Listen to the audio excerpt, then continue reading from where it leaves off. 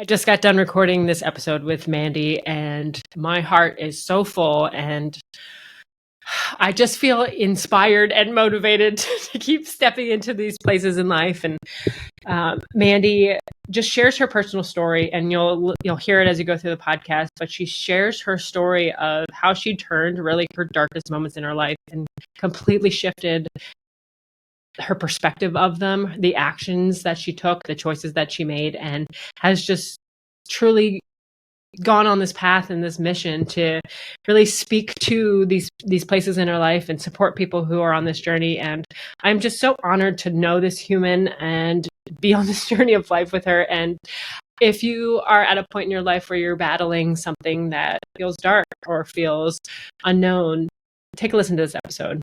We talk a little bit about, obviously, it's a different process and experience for everybody, but we really go into the different ways you can support yourself during those times, because it's truly in that process of you stepping in and making choices that change can really happen. So I am excited for you to listen to this episode. I'm excited for you to get to know Mandy, and I'm just so grateful that you're here on this journey, because without you, this podcast wouldn't exist. So thank you so much for being here, and I hope you enjoy this episode.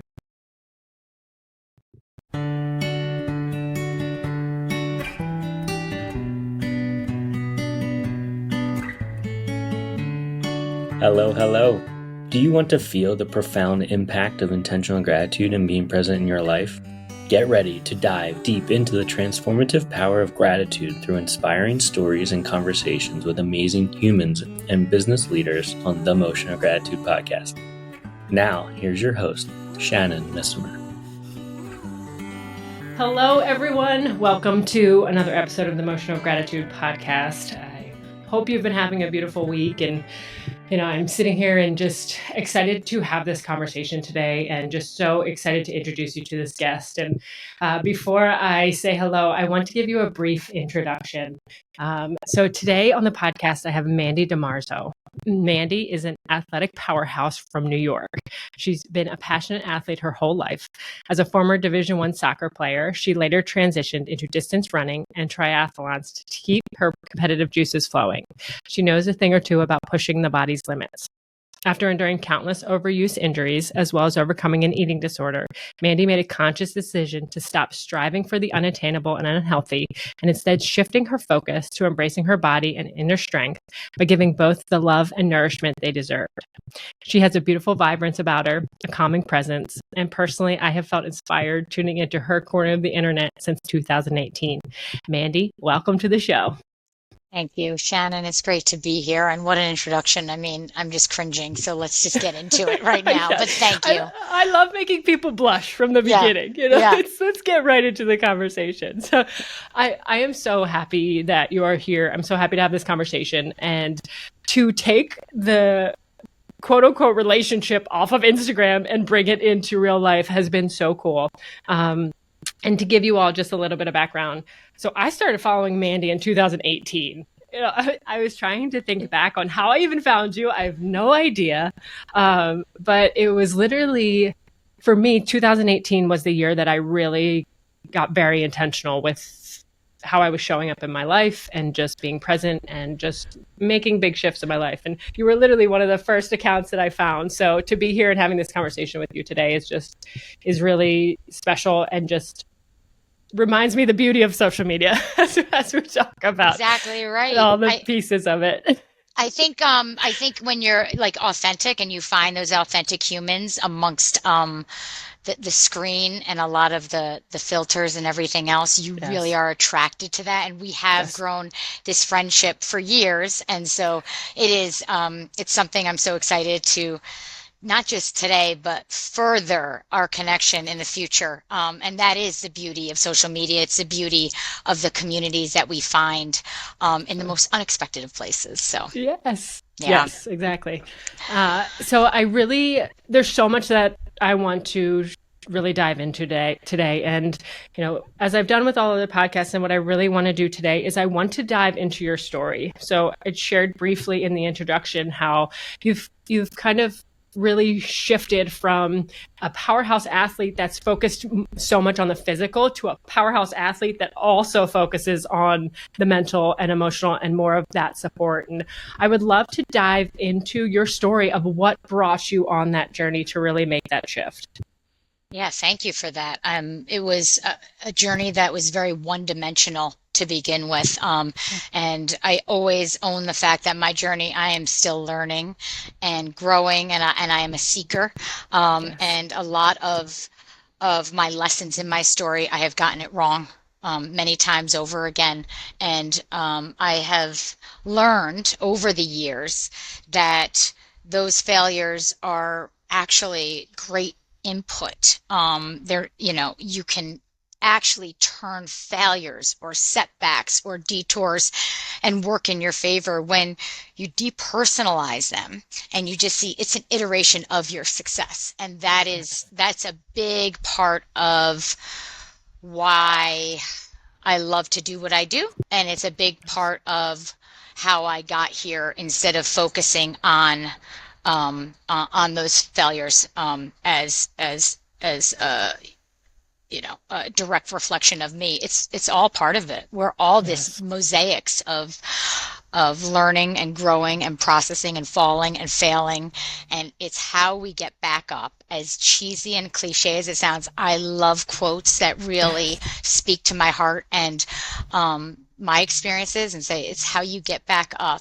and how you grow forward that really is a testament to the human you are and the dreams that you have. So my story is one where I think a lot of people can relate to, in that one, I had a very narrow definition of strong, what strong looks like. I've been an athlete my entire life, played soccer through college, and after college I had a little bit of an identity crisis, It was something where, well, what now? I always identified with a soccer player, and I'm now faced with, where do I belong? And so I threw myself, of course, into running and racing and marathons, and I absolutely loved it. I have a very competitive side to me, and that has provoked me to be who I am. However, every positive, there can also be a negative if you take it to an extreme. And I seem to be one that always takes things to extremes. And it was during the years of marathon training and actually eventually winning that I started to really be extreme about my food intake, calorie intake, calorie output, amount of hours that I was working out, amount of miles that I was putting on my body. And I developed a fierce eating disorder. And it's something that I only recently have been able to talk about. It's something that most people don't share. You don't see a lot about anorexia and exercise addiction and eating disorders. Every journey is different, so I can just speak from mine. It's something that I struggle with because it's one that there's a lot of shame attached to it. There's a lot of, I hid myself. I wasn't honest about what I was doing to myself, and others around me wanted to support me, but I wasn't open to really listening and taking in that support. And so that's been my mission. And that's been what we're going to be talking about today. It's been written on my heart for a very long time, and it's opportunities like talking to you today and the TEDx talk, where I tried to get on as big of a stage as possible to share and shed a light on something that has been in the darkness for far too long. So. Yes. Thank you for the vulnerability. Even as you're having this conversation today, I think it takes a level of courage to continue to go back to those spaces, because even though you're at a space where it can be talked about, there's still emotion and life attached to it. So to be here and to share that vulnerability, it means so much. So thank you. And I think, as we've talked about, like, being able to be a light, like you said, for somebody who might still be in that darkness, to know that, okay, I can talk about it, or there might be other ways in which I can see this from a different perspective. And you mentioned the TED Talk, and so that was the first experience that I learned more about your story, right? Because I've followed your fitness story on social media, and to listen to that TED Talk was just such an incredible way in which you spoke about just the lessons and things that have come to you through this experience. And, one thing that you said at the beginning was that our darkest moments are shedding light on where we need to be going. And just the way that you said that, can you share a little bit more about that? Like, as you kind of have now can look back on this experience, can you talk to like those darkest moments? Because I think about that in my life. Like, it was in the darkness that's where I was like, there has to be a transformation. And it, instead of being this, as you like quotes, I like them too, instead of this burying, right? Instead of the darkness burying us, we're being planted to then take root into this new version of ourselves. So can you speak either to like your personal experience or just in general, the message of that darkness and how we can really shift it from this place of, being buried? Absolutely. I think we are most qualified in life to help that person that we once were. And I take this responsibility with a profound amount of respect, because in the depths of my darkness, I was seeking ways to master even anorexia and eating disorders. I was seeking ways to, how can I do this better? And I wanted to find different tricks and tips. And so when I talk about those dark days, I don't talk about necessarily how thin I got, and I don't talk about what I was eating and what I was not eating. But what I will tell you is that I was constantly breaking bones, constantly getting stress fractures, constantly sick. My immune system was completely shot. I didn't understand because I quote unquote said that I was just a clean eater. I hid behind this notion that, oh no, I don't have an issue. I'm clean. I'm an athlete, like this is what runners eat. This is how runners eat. Do you see all those runners? And I was trying to emulate this waif thin frame. And I'm not waif thin. I've played soccer for all these years. I had muscles and thighs and strength. And so I was trying to whittle myself down into an unattainable body that was not the body I was meant for. And my body your body wants to be healthy. And I say in my TED Talk, your body keeps score. It does keep score. And that is when you're completely depriving it, so it's going to get sick. It's going to break down. But at the same time, when you make that choice to actually replenish it and nurture it and heal it, it responds to that too. And that's a beautiful part of this journey for me. When I got on the stage, I wanted to speak to this disease that affects more than we want to even really acknowledge, to say that you can get through this, but also for anybody with any sort of struggle to apply these lessons along the way to whatever they're struggling with, any disease, addiction, setback, obstacle, failure, that you can take that and you have the power within you. I say it all the time in my workouts, just like Dorothy with her ruby red slippers. She always had the power within her. And we each have that power. And sometimes it just takes a reminder or just something to latch onto. And this talk that had been written on my heart for years, I had the courage to get up on the biggest stage that I could get up on because it was a talk I needed to hear in the depths of my despair. I wasn't willing to go into an inpatient program. I wasn't really willing to even admit it. So what I could do was throw out there, hey, start where you are with what you have. And, you can build your own wings, no matter how deep that fall has been for you. And in the talk, I talked about 5 vulnerable truths that I learned throughout this journey of mine, and it's still going. I mean, it's always a choice. You make 35,000 choices a day. That's something I said in my talk, 35,000 choices a day. And so how many can you make positive and build you up and make that self-love thing happen. And that's something that you can teach yourself that at any point. I'm in my 40s. Man, I wish I got on that journey a little sooner, right? Yes. But for a disease that is saturated in a need for control, a lot of times anybody that has that exercise addiction or anorexia, we feel there's a loss of control in our environment. So what can we control? And so we focus on food, calories, exercise. And that was, I would write down all the food I was taking, all the calories I was taking, all the calories I was burned. And that became an obsession. And so one of the first ways out of that darkness and into my recovery, I took that habit of journaling such negative numbers and negative emotions, and I turned that positive, and I started to journal, and I called it my strong journal. And I still do this to this day, years later.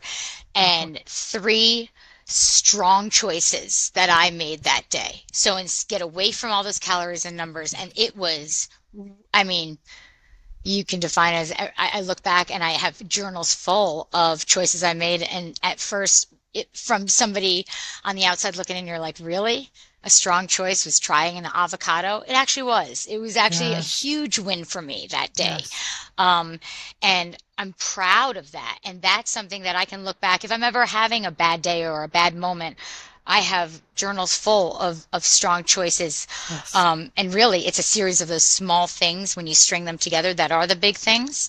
As you know very much, just with gratitude, that whole idea and notion of your business is just this momentum. And how do you build momentum? You build your own momentum, and you build it over a series of strong choices that feel aligned with your heart, your dreams, and your vision.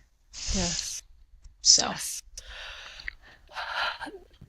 there's so much that comes up here, and I want to, because you mentioned it, how it was important to talk about on the TED stage, to really talk about the stigma of anorexia. And I know you've shared a couple of things, but what is it that you think is not fully understood that can be helpful for people who maybe they want to support somebody, or maybe they're in the depths of it, or there's something where they can better understand it to be able to be a support, or even just be in a space where there's a better understanding of it rather than what they might understand it to be now? That's a great question. I'm so glad you asked that question, because you can't paint it in a corner just with a specific type. It's not just young women, although young women are absolutely exposed to it at a very young age. It's men. It's all kinds of ages. It's anywhere from teens to much later in life, where kids are older, and even after. There's no one look just like a snowflake or a fingerprint. It looks so different. And it's not like, well, I'm not anorexic because I don't look skeletal, or I don't look like this. I don't have an issue with exercise addiction. Like, I just, I really like to work out for however many hours a day. It's the relationship and the positive or negative experience that you take away from it. So, there's parents that are struggling with their child. And I say this in the talk, you are not part of the problem, but you can be part of the solution. Okay. Because it goes beyond food. A lot of times they're like, how many people told me, eat a cheeseburger? Like, that just felt like, oh man, I feel so misunderstood at this moment. And what the other part is, like, what I wouldn't give to have such a healthy relationship where I could do that, and I wasn't there yet. And so to know that the stigma it has all kinds of looks. There's no one look. It is a struggle that is usually behind closed doors, and like I said, it's usually laced with dishonesty, and you hide it, and you're negotiating within yourself. And so the people around you, it could just look like, being antisocial, not going in social situations because you lose control of food. Not going on vacation was a big thing for me. I really put this wall up, and my world got so small because vacation, as most people would be like, God, that's such a luxury. And I realize it is. I lost control. I wouldn't know what kind of foods I was eating. I wouldn't know where I was going to work out. And that was so paralyzing to me. And so it was just a loss of making yourself small in friendships and just kind of hiding yourself. So it was a lot of different things, and it's not any one look or one type or just women or just young women. But it's something that we can all do a better job, which is just showing compassion, listening, understanding, and trying to just walk beside one another when we struggle with any struggle, with alcoholism, with any kind of disease, or, the best part is no judgment and just trying to walk beside and understand. And the people in my life that really seeked to understand were the ones that I leaned on as I made some changes and some shifts in my life. So, I guess to answer your question, it doesn't have one look. It doesn't have one age, but the commonality, the through line is that struggle. It needs understanding and it needs some grace to get to the other side of it, for sure. And I think what comes up too, which is so interesting, and you and I talked about this briefly, where I think there's people who are looking to offer support and be a guide, and there's so much like red tape around this idea of mental health, right? So it's like, how can we, I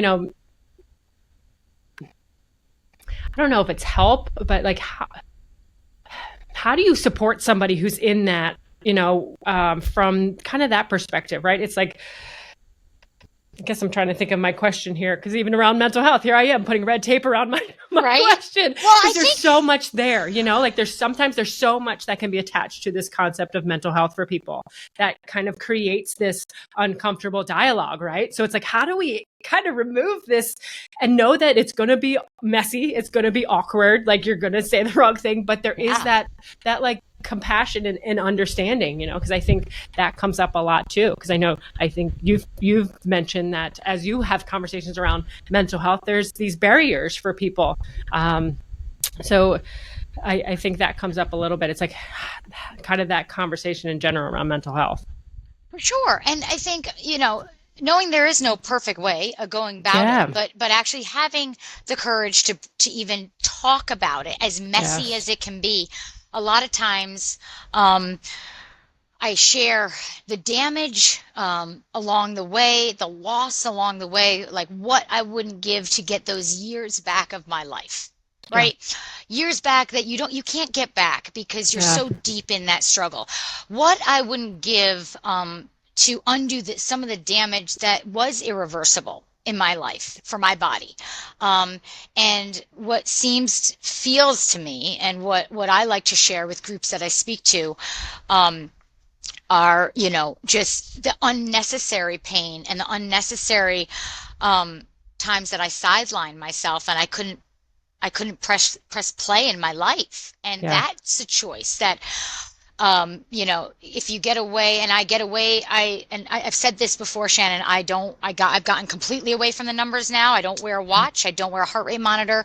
I don't let numbers, decide how I'm going to feel about my body, or if that day, like, when you're weighing yourself first thing in the morning and you don't like the number that you see, are you kidding me? I mean, you've just set yourself up for one heck of a day that didn't have to happen by just making the choice not to look at those numbers on that scale.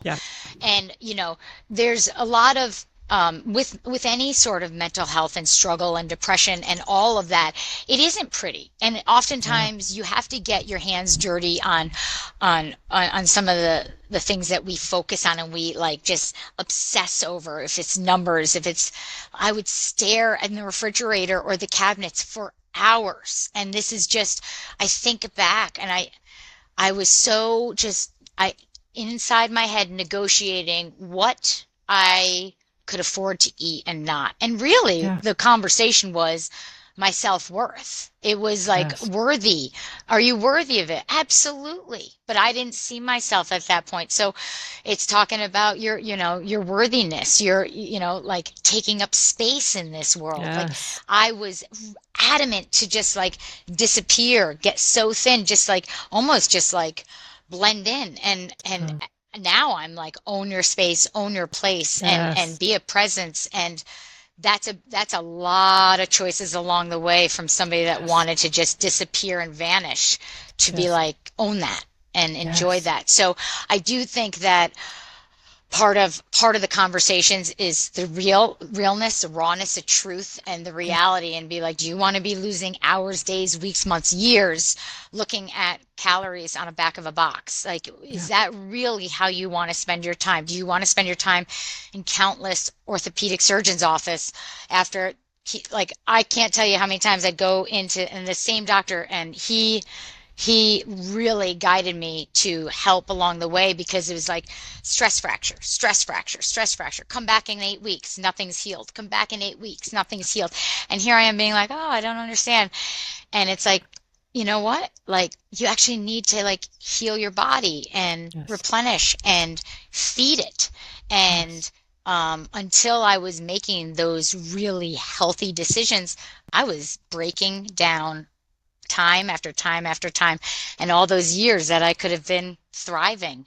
And that's what I want anybody listening to know, is that if you're in this vicious cycle and you just feel like, I can't get a break, I can't get out, you can, but it's going to entail some uncomfortable decisions, some uncertainty, some choices that you may not come natural right away. But I promise you, on the other side of that is the life that you absolutely deserve, because you are worthy of it. And that's something that we struggle with, and we all do. That doesn't have a look. Like, you don't know who's struggling on the inside about worthiness or self-love or what that self-talk is. But that's something that's a muscle, just like any other muscle, that you need to work constantly. Yes. When it's so interesting, because that's not necessarily the first thought that you think of, like, I think maybe a lot of people, when they think of anorexia, it is more physical, but to think about the mental component and how you explained it, where you feel like you were making yourself small, like it's from the perspective looking back, like it makes so much sense that there's that worthiness piece to it, right? But that has to be so hard to get to in that moment, to really think through that, and the depth to be able to be in that space. And I think what you've also said so beautifully, that I feel like life keeps coming back to time and time again, is like, it's literally just that one next right choice.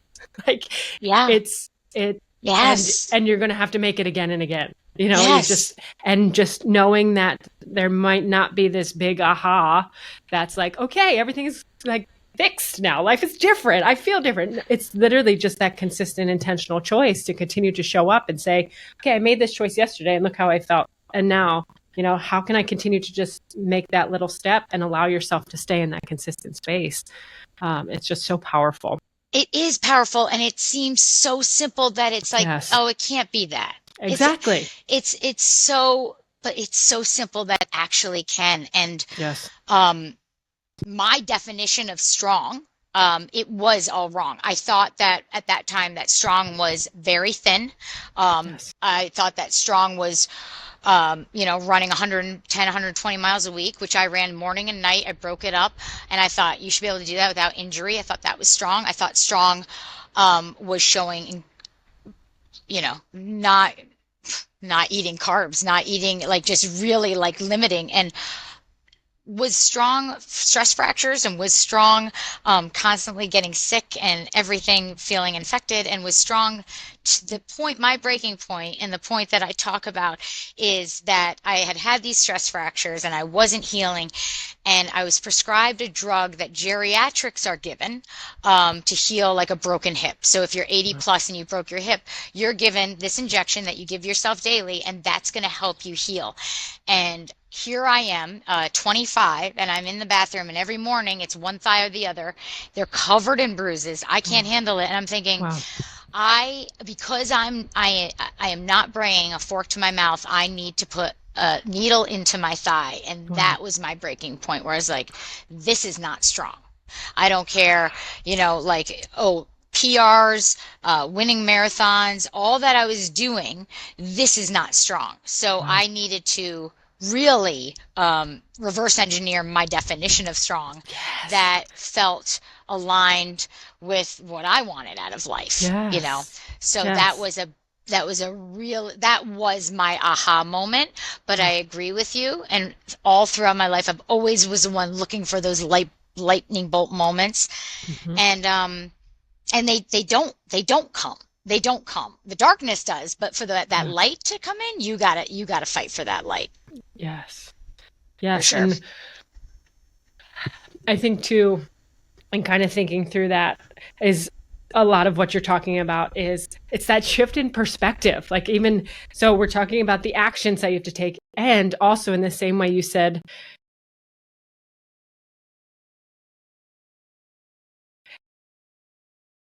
good. That's okay. We can edit that up. Okay.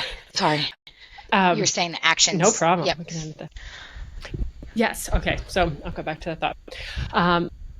So I think a lot of what we're talking about is little actions that you have to take. But I think another piece to it that you just spoke to is the shift in perspective and rewriting the definitions that we've put into our minds, and to be able to say, like, okay, I'm going to choose to define this differently. Because I can speak to that too. Like, I had to redefine success in my life, where it was always external, right? External was how much money I'm making in a corporate job, what my title is, like how people value me externally.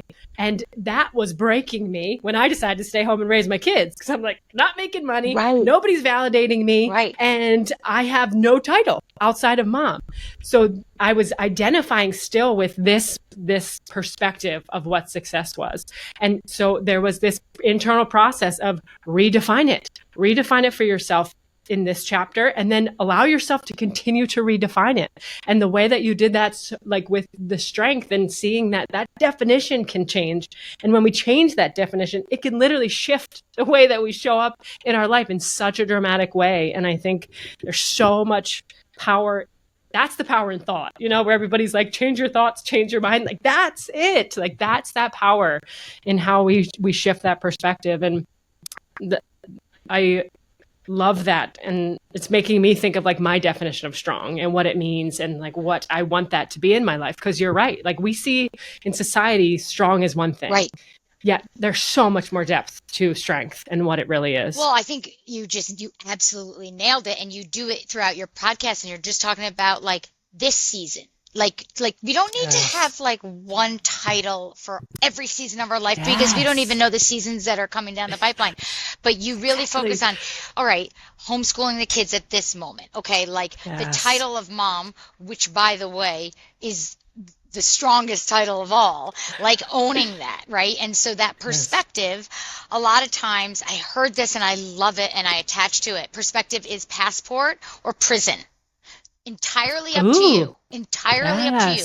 It can, your perspective can hold you back or it can launch you. Just like your same thing is about the people that you surround yourself with, right? It can be your circle or a cage. It can support you or it can hold you back.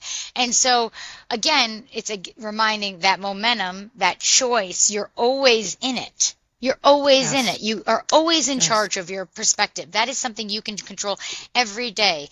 And well done on bringing our attention to that, because for a disease that's saturated in control, control that.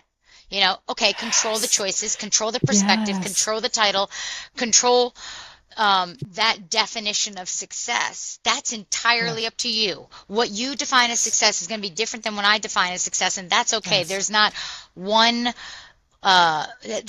picture of success, and there's not one picture of strong, clearly.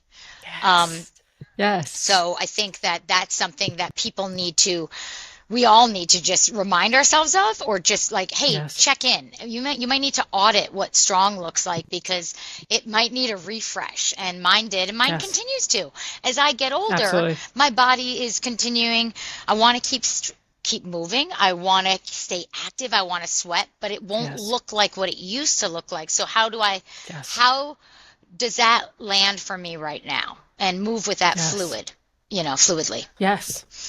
I feel like the definition of strength is resonating with me now so deeply too, right? Because it's like I identified as the athlete, and then through motherhood, things shift and change, and you don't have the freedom of the schedule. And now that this season is changing, it's like, ooh, what do I want strength to be, and to be able to look at it and say, like, I'm not who I was, and there's so much like excitement in this next season and what it can look like. And I feel like this conversation has gotten me all kinds of good. Motivated. I'm like, whoa. I mean, I think that let's go. that idea, like, and then again, it's like, okay, strong as a mom.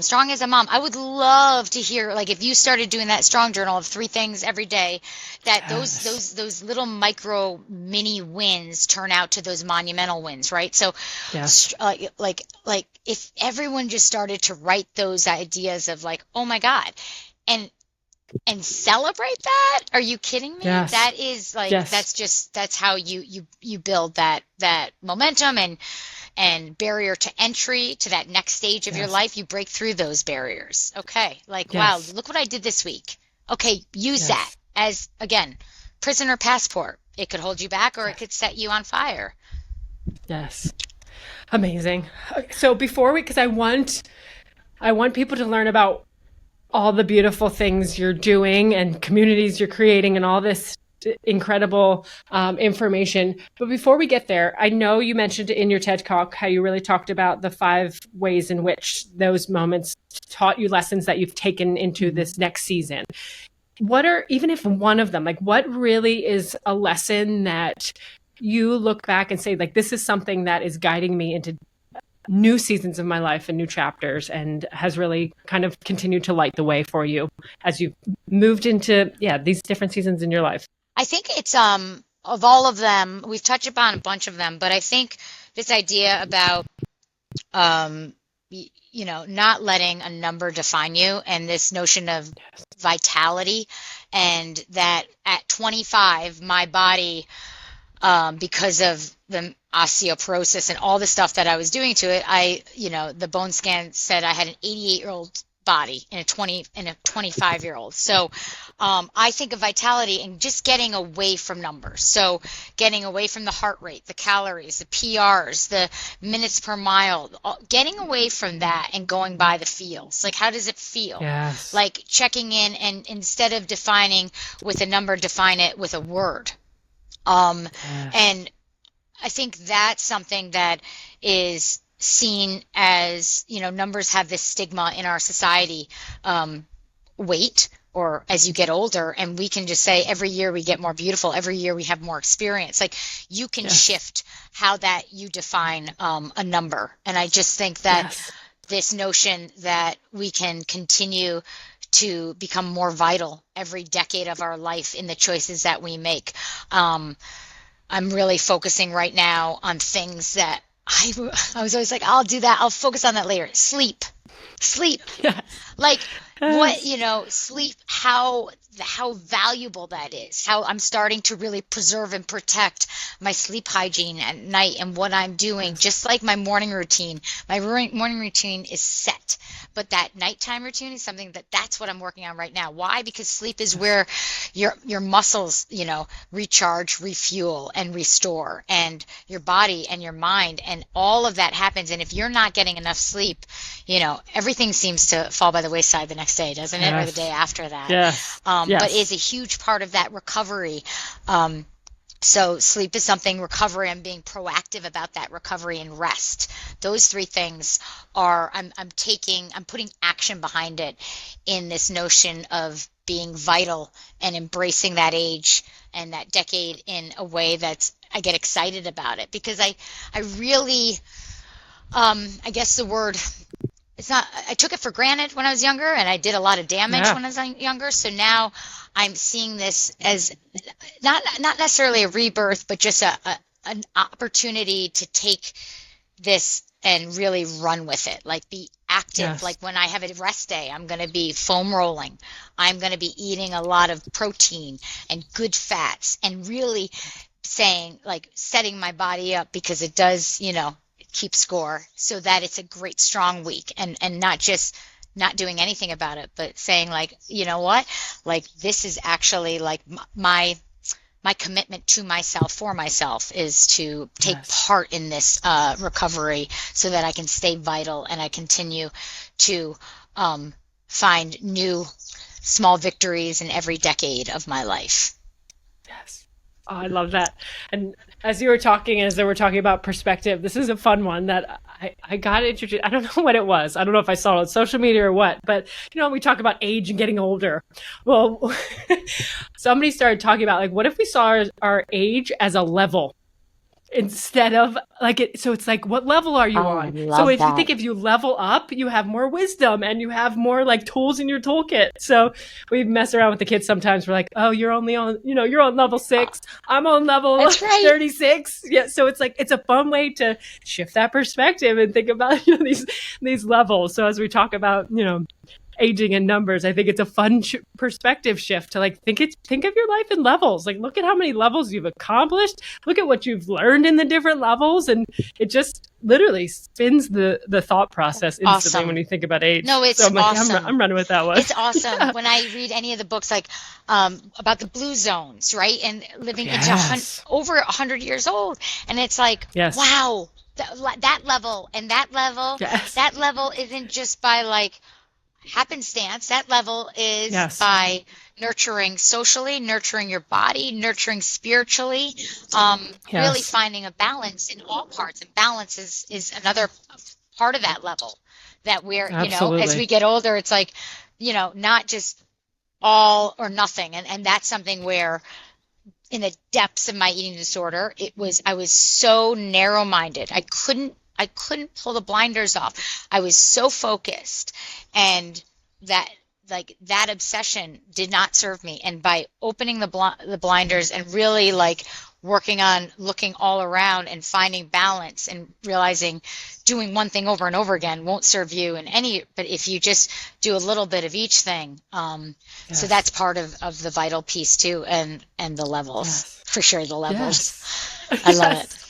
I love it. Oh, so thank you. Like, thank you for the honesty. Thank you for the vulnerability and the conversation. And, cause like you shared, I think we're all, whatever that dark moment is, I think we all have experienced it or are going through it. And to know that there are ways in which those little steps that you can start to pull yourself out, because like you said too, like, you have to be the one that shows up and says, I'm ready for it. Because there could be people who are there to support us, but if we're not ready to make those shifts, it's really difficult to begin that process, So I thank you for sharing all of it and your story, and we'll make sure that we share the TED Talk so that way everybody can listen to it there. And, this is a beautiful piece of Mandy and her story.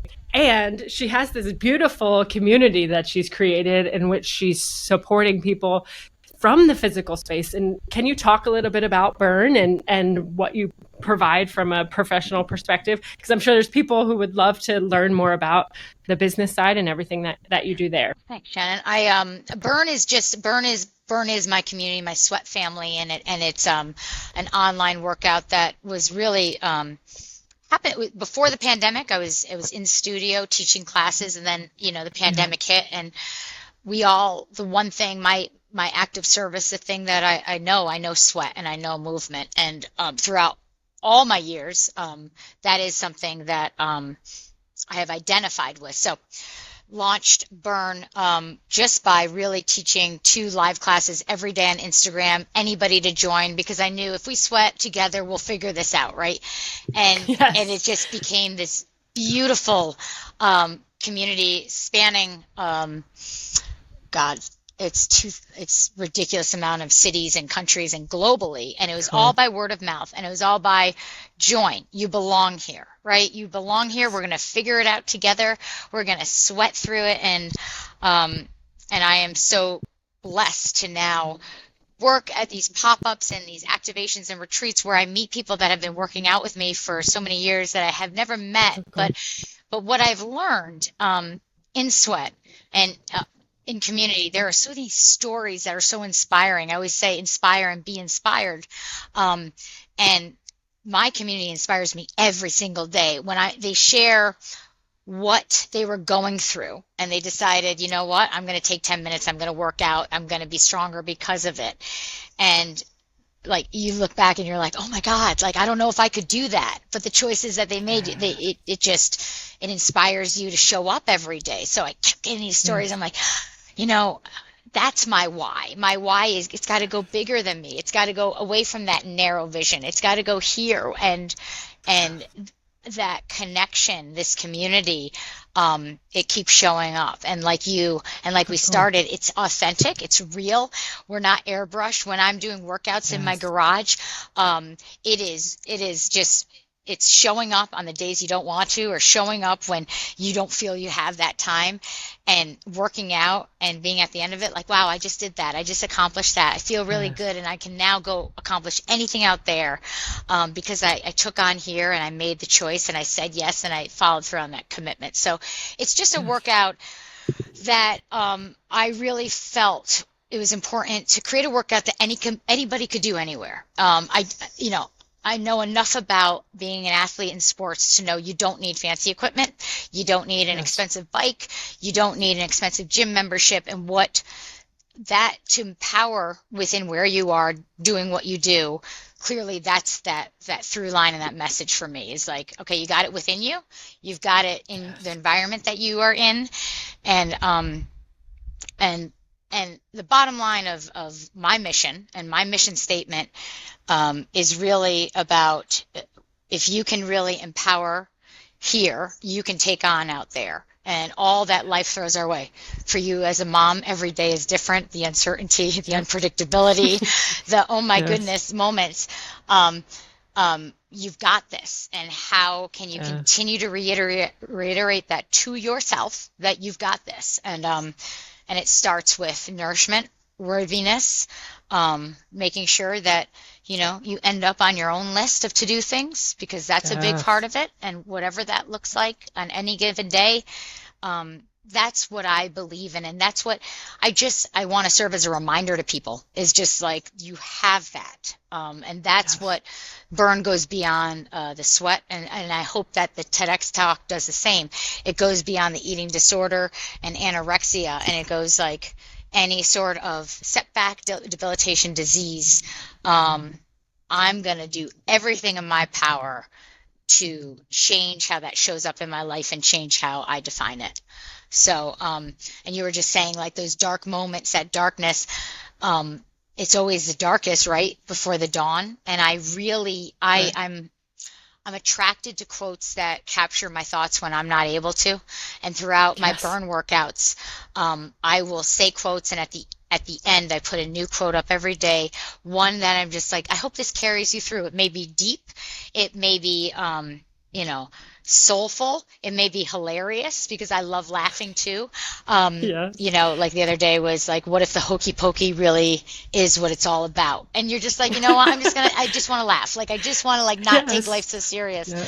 But I think that's a big part of, my message as well, is just these quotes that embody, the thoughts on your heart that you're like, I don't have the words, but that's something that, you can really find inspiration from. So I like to share that with my community as well. That's something that from very early on, my dad has been a huge role model and mentor in my life, and was my soccer coach and so much more. And every morning he would put a quote on by my cereal bowl in the morning. And it's just something that now to this day, like cool. I find a quote every day to just focus on and carry that with me and that legacy, because I do love it. So that's so cool.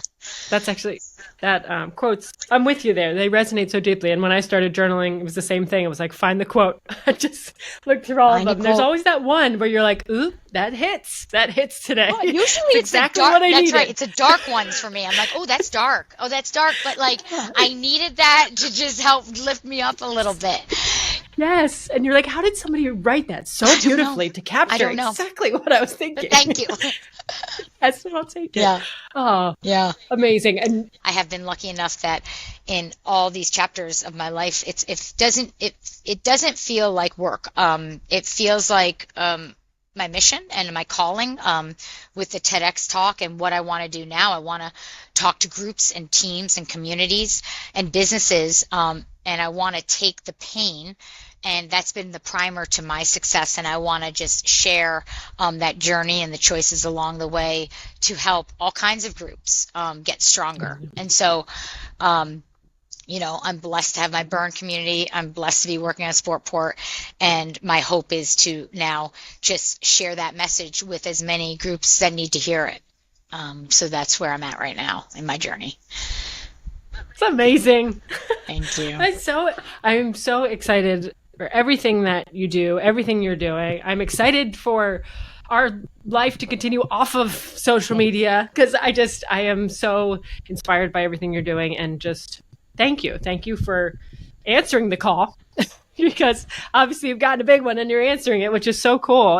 And to create spaces where people can find that community, because you're right. It's everybody I know, myself included, is looking for a community to feel like, I feel like life got so big, that it's like, how do we bring it back to these spaces where we can connect with people? So, well, you're doing that. Cool. You're doing that, and you don't know the amount of people that you're impacting by sharing your story, your vulnerability, and also ways and the tools needed to do that. And so, I think it takes humans like you and your husband to take the intimidation factor away and like really, hey, you're not alone in this, and you're supported 100% of the way.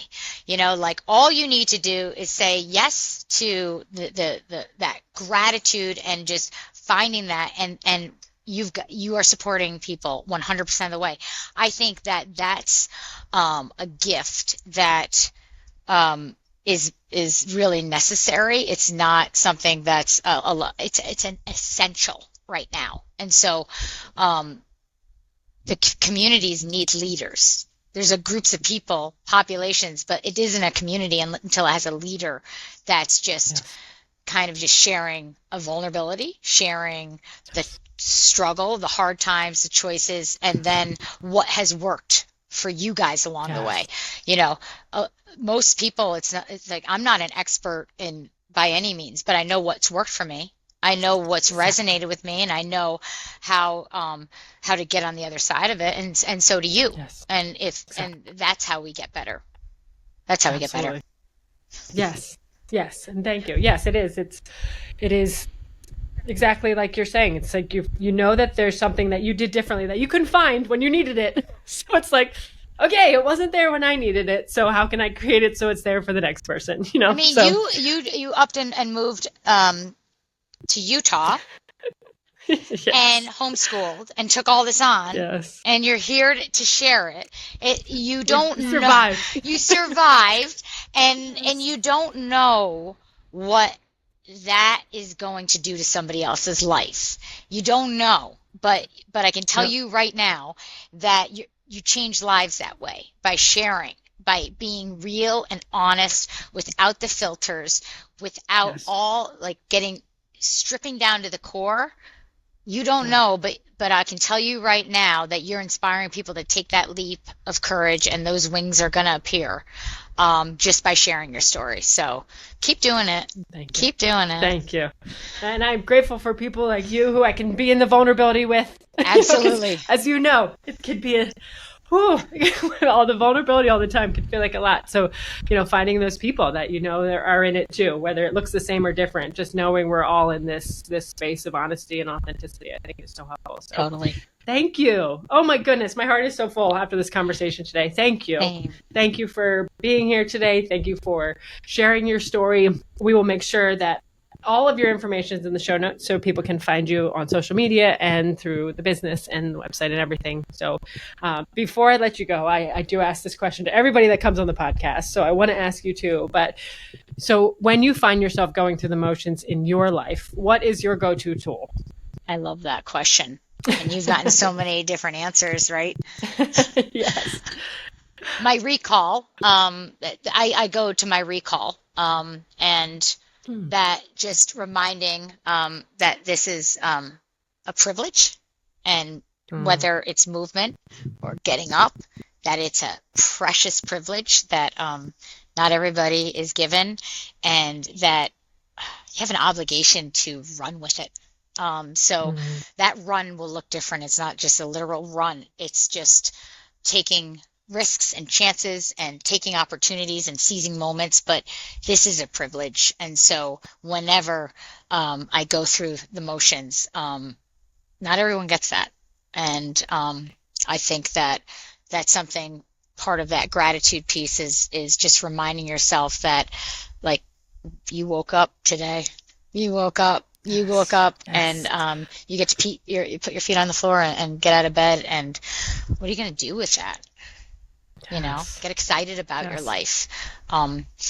The getting excited about the life and the dreams that you have. And if you're not excited, you better get some bigger dreams and get excited about your life. And that's something that you can do every single day, is get excited about your life and where you're taking it, because you're the one driving it, nobody else.